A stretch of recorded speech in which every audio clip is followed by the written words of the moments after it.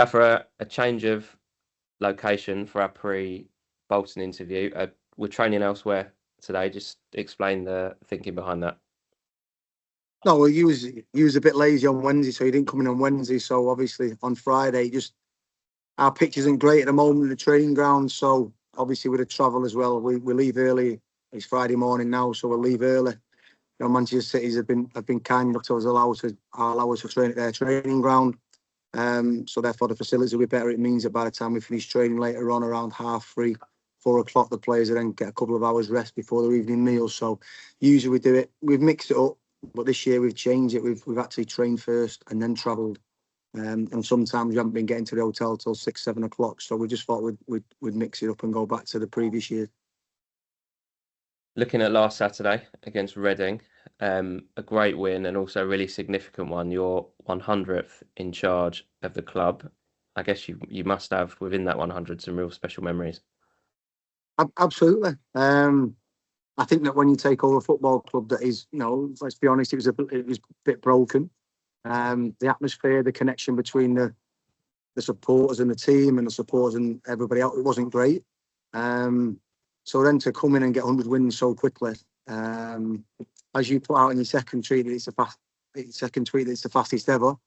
I think it's an amazing achievement. Sometimes when you're a manager, you're looking day to day, and the pressure and the stress of the job, you can be pent up on just what is happening, and sometimes you don't actually take a step back and think about what you've achieved over, 210 games, 100 wins. I mean, that with all due respect, we ain't one of the bigger clubs. And was also a promotion. I think sometimes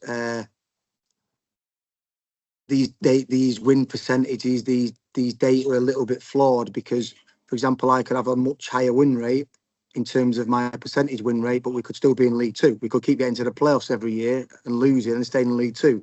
The next year, win more games. But the fact that they did a lot of them games, or them definitely over half of them, I would say 60, 70% have been in League One.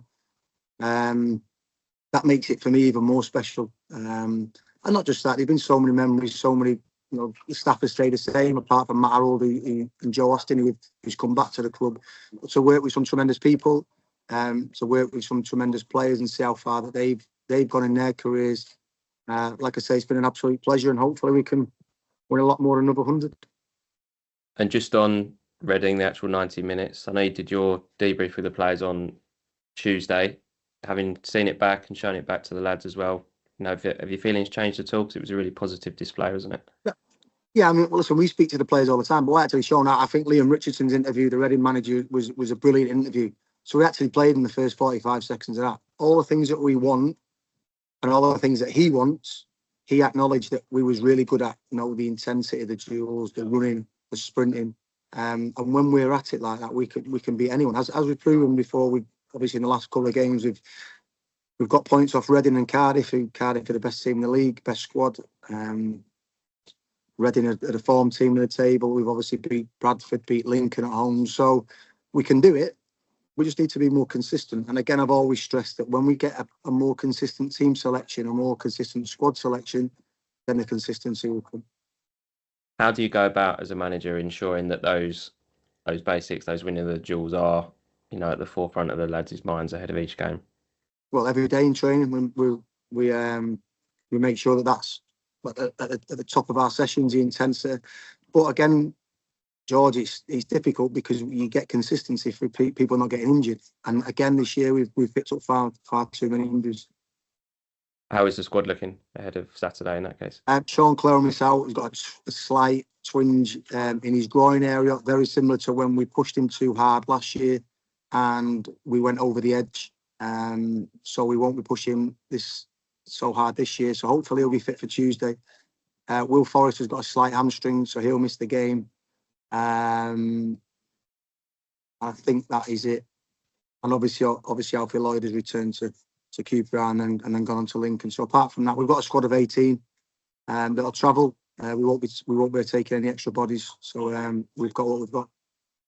I thought Bolton looked a good team when they played at our place. We almost got all 3 points from them. What can we expect on Saturday?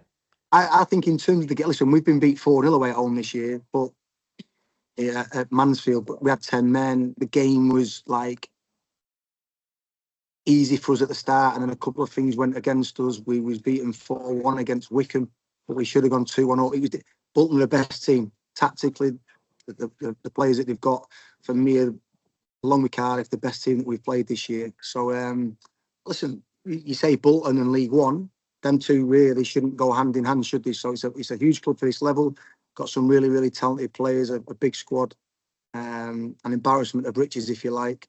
So I like every other game in this league. It'll be tough, but when you go to a stadium like Bolton's and the squad that they've got, it's going to be a little bit tougher.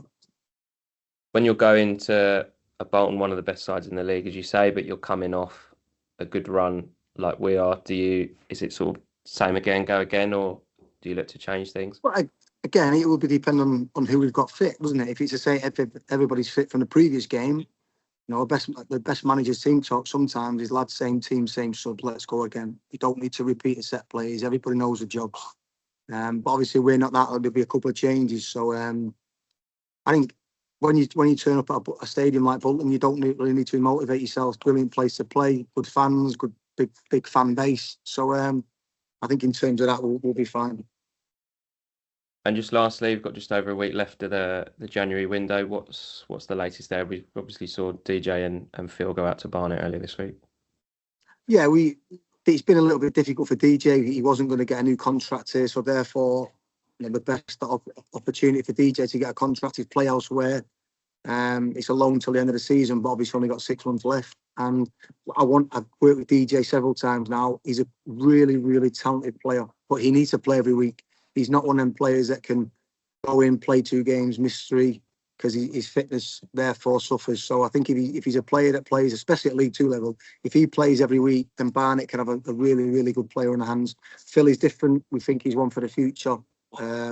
He's not quite ready for us yet. We've got good options in terms of centre-backs, and we think that this 6 months on loan at League 2 level, for a manager that I like, that will give it to him when it's needed, will set demands on him. I think then he can send us back to us in the summer, a more rounded player, more educated player, but also understands the demands of first team football at a really good level. And just in terms of incomings, any update? Yeah, no, obviously, I'm speaking to you on Friday morning. The frustration now is the left back has now been agreed for 2 or 3 weeks, and their parent club won't release him because they haven't got one in. So it's getting to the stage now where we really want this player in, but we might have to move and start looking elsewhere because it is getting to the last week. The goalkeeper, we was looking at one in midweek. Believe it or not, he played in the game and then ruptured his quad or done something for his quad, so he needs surgery. Let's look at it. We didn't sign him first before we done it. We're moving on. The goalkeeper's a problem because it's not a professional thing to do when you turn up at a League One game and you've only got one keeper in your squad. Hopefully Noah Phillips will be back from his illness, so he'll be in contention to be back on the bench. But like I said, in the aftermatch of the Reading game, we want to make sure. Ideally, we're trying to get a goalkeeper for the next 2.5 years, because the goalkeeping situation has been a problem at our club where we've had a different goalkeeper every year, if not 2 or 3 goalkeepers every year, and it doesn't. The goalkeeper is one of your main parts of your team. It needs to be fundamentally quite stable. So if we can find a goalkeeper that it can be our goalkeeper for the next 3.5 years, then I think that sends out the right message rather than, again, going and get someone on loan. Then we get to the summer, we've got the same problems. So hopefully we can get the right goalkeeper in for 18, 19 games rather than getting the wrong one for 20, 21 games. And hopefully we can maybe get to Monday and Tuesday and bring somebody in.